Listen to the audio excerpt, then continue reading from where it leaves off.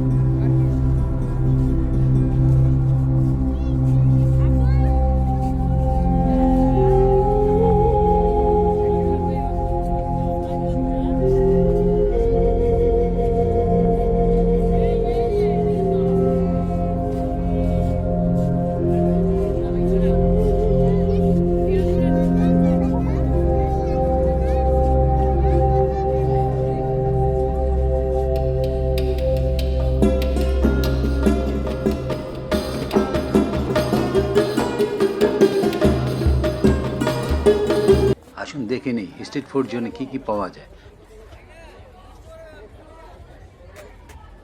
ফুচকা, চটপটি, burger, chicken fry, কাবাব, role, pizza, হাঁসের মাংস ভুনা, চাপড়ি রুটি, ভর্তা, পিঠা, দোসা, মোমো ও তুর্কি কাবাবের মতো দেশি বিদেশি খাবার পাওয়া যায়। এসব স্ট্রিট ফুডের মান নিয়ে কিছু উদ্বেগ রয়েছে।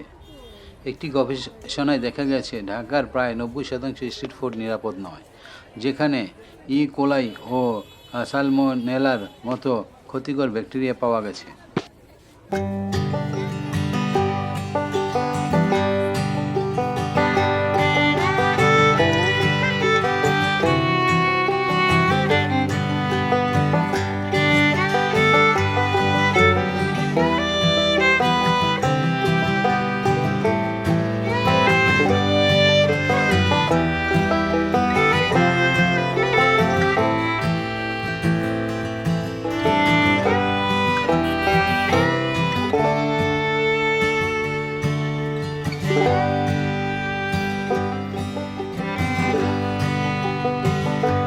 দুপখোলা স্ট্রিট ফুড জোন স্থানীয় অর্থনীতিতে ভূমিকা রাখে। এখানে অনেক নারী রাঁধুনি ও উদ্যোক্তা কাজ করে, যা তাদের আর্থিক স্বনির্ভরতা বাড়াচ্ছে। এছাড়া এই স্থানটি স্থানীয়দের জন্য সামাজিক মিলন মেলার কেন্দ্রস্থল হয়ে উঠেছে, যেখানে পরিবার ও বন্ধুদের সঙ্গে সময় কাটানোর পর্যাপ্ত সুযোগ রয়েছে।